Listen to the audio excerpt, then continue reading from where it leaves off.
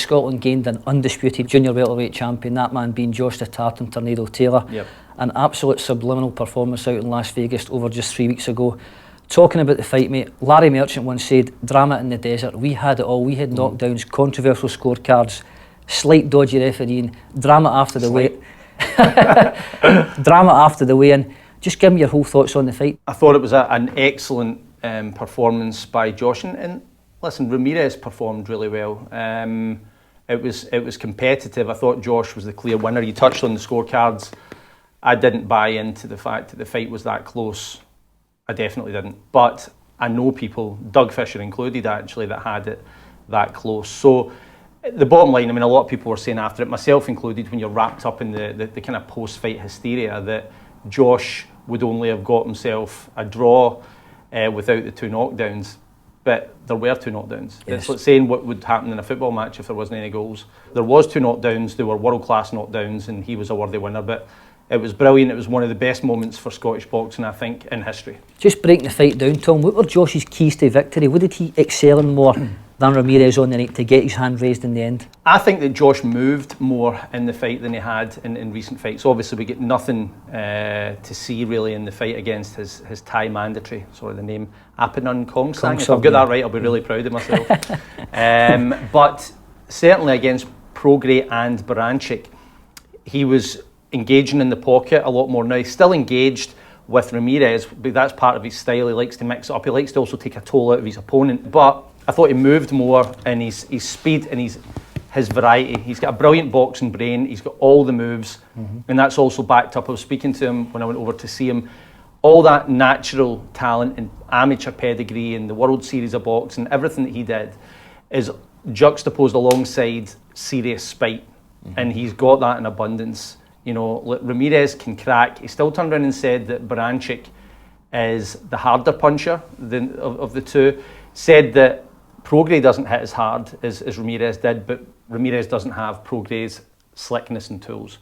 So ultimately, it was one of his biggest challenges. But I think that Josh proved that he was the best junior welterweight in the world when he beat Prograis. To me, he's number one. And he won the Ring Magazine Championship. We believe in having that on the line when it's vacant between the 2 best, and I think that was the 2 best. No disrespect to Ramirez, but I think that Josh proved he was the best back then. Going back to those knockdowns, the 1-6 and the one, especially 1-7, Kenny Bayless gave a very long-standing count. In my eyes, it was around 20 seconds.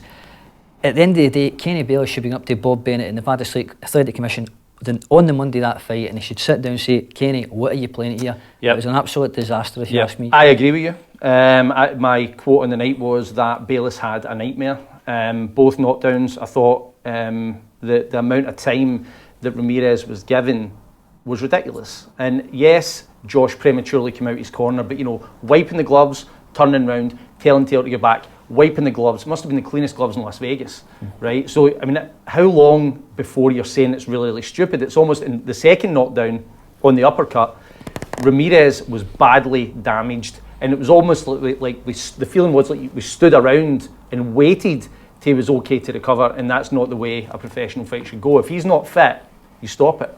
Or you certainly give the guy who's just earned the knockdown a chance to follow up and finish. As the seconds are vital at that level, when you're at the elite level of the game, you've got guys that are very top, and they're very well conditioned. 1 or 2 more seconds in that. Yeah, that's all you need. If you're an elite level athlete, that extra couple of seconds is all you need to recover. The time was running out anyway. But I think Josh, you know, give it, say 13 seconds or 14 seconds instead of 20 seconds, which you got. Yes. If you count from him hitting the deck to the action resuming, could have had a different result. You could have had a stoppage in the 7th round, but we'll never know. Just touching back on Bob Bennett, you're not going to see that because the guy who's got the complaint won the fight. Yep. You know, if Josh had lost that fight, or if it was a draw, they'd have made more of a song and dance about it, but they're not going to when Josh gets hand raised in Las Vegas. I'm putting my fan's head on here. I was very disappointed why BT and Sky never picked up the fight. It was an absolute travesty. I'm going to be honest with you, Tom. If that's a matchroom fighter fighting on Sky for the undisputed title, Eddie Hearn has got the Queen ringside sitting with champagne and caviar. Tom, I was very disappointed. Should it have been picked up with BT or Sky? I spoke to Josh about it. It's on record, and Josh said if it was a fighter south of the border, you're not on Fight TV in the UK. And listen, fighter taking a bit of heat here because automatically be saying it should have been on BT, it should have been on Sky. you're saying, what the hell was it doing on Fight? But see, the bottom line is, we're lucky Fight was there, because who else was taking it, right? Josh basically said, yeah, I believe if I was English, then there'd be more of a song and dance, and that's words from the man himself. And yeah, I think now, to put a positive spin on it, if Josh goes ahead with the Jack Catterall fight, which is what I expect, it's going to be Scotland versus England. Jack's unbeaten, good fighter. As crazy as it sounds, because Jack's probably going to will be a massive underdog. That was a 50-50 battle. The Taylor-Catterall fight will be amped up to the heavens, I believe, right? I think either Sky or BT or someone will get that, and all the hoopla that you should just have had will be on a fight when Josh is going in against a guy who's maybe 5-1, 6-1 against. I don't know if you've seen the tweet earlier that Mike Coppinger put out. Top Rank have signed up with Sky going forward. I did. Obviously, Josh being a Top Rank fighter. In my eyes, Josh Taylor is a pay-per-view fighter all day long. He's an absolute tremendous athlete, tremendous fighter. He's got all the attributes to reign at the top of the game. You touched on Jack Catterall there. What do you think will Josh's next move be? Will he stay at 140 or will he dip his toe in welterweight? What do you think will happen next for him? I spoke to Josh about this because he's making so much history. What we need to remember here is that that's the first undisputed champion from Scotland since Buchanan in 1971, so that's half a century. Ken Buchanan made no defences of that. So, I mean, I'd need to double check, right?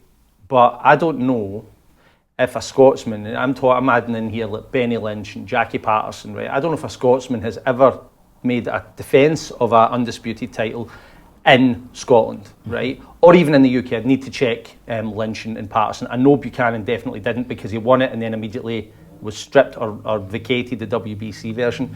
So the history side of making a title defence, I think, is vital here. Also, I think Josh doesn't owe anyone anything, but he might feel, the guy he is might feel that Jack Catterall did legitimately step aside to allow that fight to take place. And I think Josh will take him on. Plus, even though Jack's going to be the underdog, it's still a super attractive fight because of what Josh has just achieved. His stock will have went up. So I see that fight actually being very, very, highly touted. I don't think Josh needs to run for welterweight. I think he will eventually go to welterweight, but I think you're probably looking at 2022 and maybe the tail end of 2022. The thing I'd like to say is, have we seen the best Josh Taylor yet? Has he got another 2 or 3 more gears in his arsenal to go up in levels again and tackle the likes of Terence Crawford, guys like that? Do you believe he's another 3 or more gears in there to go up that level? It's difficult to say because of the level of performance that he's turned in, particularly against Baranchik, Prograis, O'Hara Davis, who's not in that level. But the performance that he turned in that night, I mean, that got Josh into the junior welterweight top 10 at Ring, which is almost unheard of at an embryonic stage of your career. So he has produced, I think, most of his arsenal. Like, I've had people saying to me that he's not ready for Terence Crawford. Well, Josh is at 30, right? In my opinion, Josh is a complete fighter. You're not adding loads and loads to what he's already got. What Ben Davison and the guys will be doing is making subtle adjustments depending on what's in the corner against him. And Josh has got the savvy and the pedigree to make those adjustments, and he's just a terrific fighter. There might be something, coming up that blows your mind.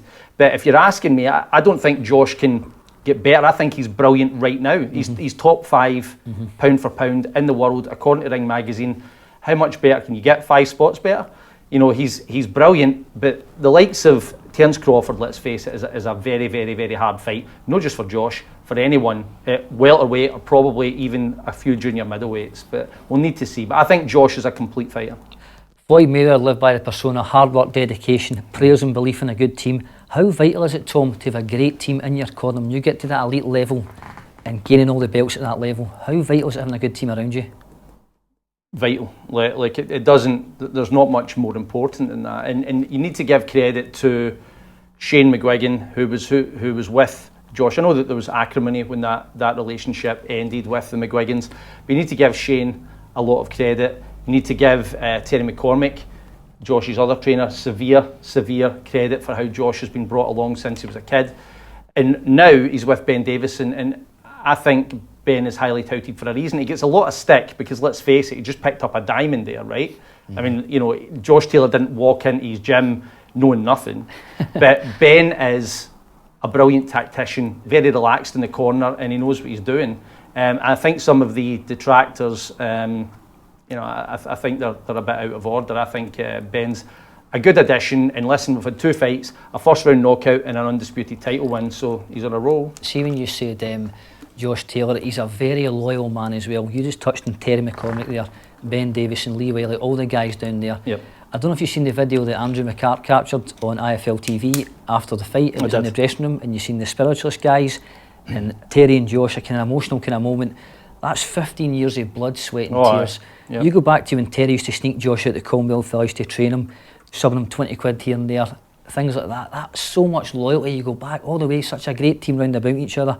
But just touching on something else, Ring Magazine just brought out the pound for pound rankings there, and Josh Taylor jumped into the top 5, and I'm sure he was the last man to do that was Joe Kolzagi back in 2008. That was 13 years ago. Correct.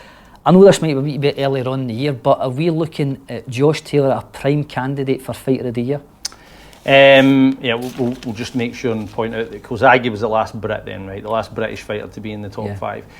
It's early days, mate. But you've seen so many times where you could have like a brilliant win, which Josh has got at the moment. But you've got still coming up, right? You've got Jermell, Charlo, and Castano. You've got Fury, Wilder. Imagine Wilder reversed that, right? Like, I can't see it, but imagine he did. You know, there's so much things can happen in the next 6 or 7 months. He's certainly not done himself any harm, but Canelo, I think, is more likely to get. I think that the Caleb Plant fight will get made. Yeah. So if you've got Canelo beating Billy Joe Saunders unbeaten and taking a title off him, and then, you know, beating Plant and taking another title, and Canelo's in pole position as well. But Josh is in the running. Let's face it, he's just became undisputed champion. He's off a history-making win. Yep, could be, but we'll need to see. Yeah. If I put the vote in from everyone, will say I'm biased. So I'm used to that.